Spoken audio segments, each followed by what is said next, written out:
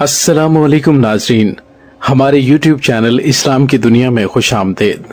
मुझे डॉक्टर अली कहते हैं और आज की वीडियो इंतहाई दिलचस्प और इंतहाई मालूमाती है जो आपके इस्लामिक नॉलेज में बहुत इजाफा करेगी, इसलिए इसको आखिर तक ज़रूर देखिएगा और कमेंट सेक्शन में अपने ख्यालात का इजहार ज़रूर कीजिएगा। नाज़रीन, वाक़या करबला के दौरान जब इमाम हुसैन अलैहिस्सलाम ने अपने साथियों के हमरा मक्का से कूफा की तरफ हिजरत की तो उनके साथ उनके अहले खाना की कुछ पाक बीबियां शामिल थीं।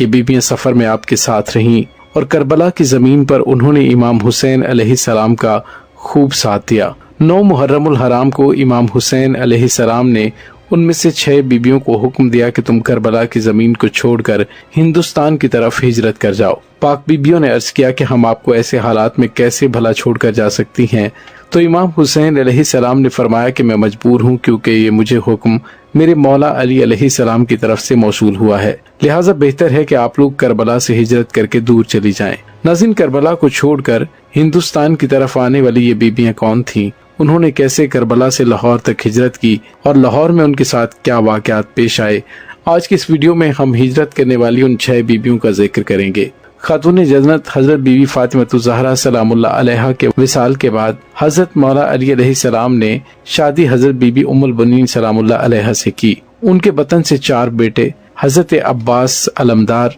हजरत जाफर, हजरत अब्दुल्ला और हजरत उस्मान पैदा हुए, जबकि एक बेटी हजरत रुकैया पैदा हुई, जिनका मज़ार लाहौर में बीबी पाक दामना के नाम से मशहूर है। नाज़रीन, आप हजरत अली अलैहिस्सलाम की बेटी और हजरत मुस्लिम बिन अकील की ज़ौजा हैं। आपके साथ हजरत अकील बिन अबी तालिब की 5 बेटियां भी लाहौर में ही मदफन हैं। इन 5 बेटियों के नाम उम्मे हानी, उम्मे लुकमान, इस्मा, रमला और ज़ैनब सलामुल्लाह अलैहा हैं। हजरत इमाम हुसैन अलैहिस्सलाम के कहने पर इन 6 बीबियों ने करबला से हिंदुस्तान का सफर किया। 9 मुहर्रमुल हराम को शुरू होने वाला ये सफर अभी रास्ते में ही था कि इमाम हुसैन अलैहिस्सलाम की शहादत और उनके साथियों की शहादत की खबर आप तक पहुंची, मगर चूंकि हुक्म था इसीलिए उन्होंने अपना सफर हिंदुस्तान की तरफ जारी रखा। लाहौर में आज जहां हजरत बीबी पाक दामना का रोजा है, वहां उस वक्त रेत का सिर्फ एक टीला था, जिसके आसपास एक जंगल था और ये जंगल दरियाए रावी के किनारे तक फैला हुआ था।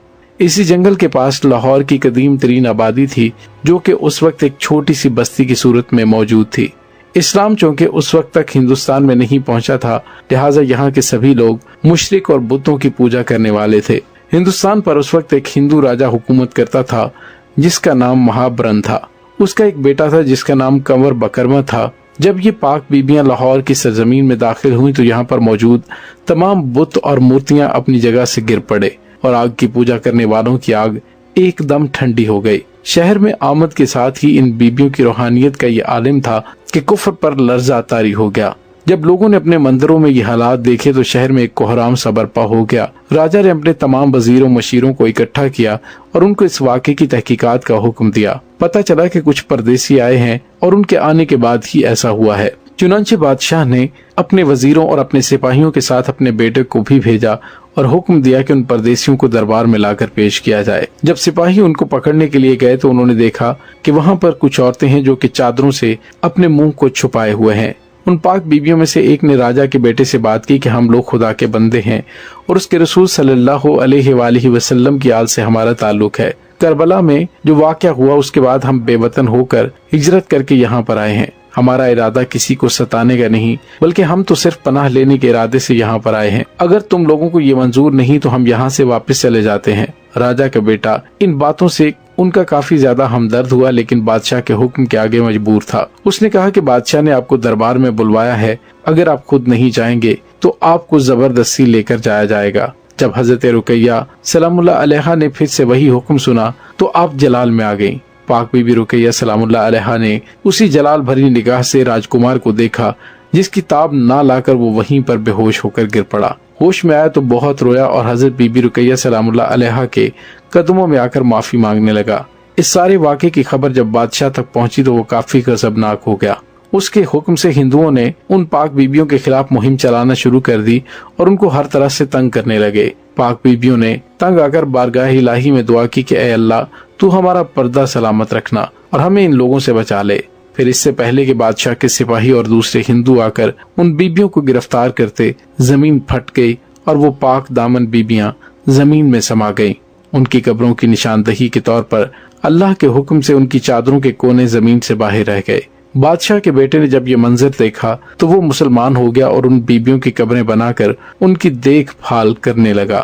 راجکمار کا اسلامی نام عبداللہ رکھا گیا، جو کہ بعد میں بابا خاکی کے نام سے مشہور ہوئے۔ بابا خاکی کا وصال سن 101 ہجری میں ہوا اور ان کا مقبرہ بھی اسی مزار کے اندر موجود ہے۔ برے صغیر میں ہندو بادشاہوں کے بعد مسلمانوں کی حکومت آ گئی اور یوں کئی سال گزرنے کے بعد حکومتیں بدلتی رہیں اور ہر دور میں ان پاک بیبیوں کے مزار پر لوگوں کا رش ایسے ہی لگا رہا۔ سن 410 عیسوی میں جب سلطان محمود غزنوی نے ہندوستان پر حملہ کر کے اس کو فتح کیا تو لاہور آنے کے بعد اس کو معلوم ہوا کہ یہاں پر مولا علی علیہ السلام کی صاحبزادی کا مزار ہے، تو اس نے ان مزارات پر پختہ حویلیاں اور اندرونی برآمدے تعمیر کروائے۔ اس کے بعد بادشاہ اکبر کے دور حکومت میں اسی مزار کی دوبارہ تعمیر کی گئی اور خانقاہ کی عمارت میں توسیع ہوتی گئی۔ اس کے بعد مزار پاک کے قریب موجود باقی قبروں کا اضافہ وقت کے ساتھ ساتھ ہوتا گیا اور کچھ عرصے کے بعد یہ جگہ قبرستان بی بی صاحب کہلانے لگا، جہاں پر لوگ اپنے عزیز و اقارب کو دفن کر دیا کرتے تھے۔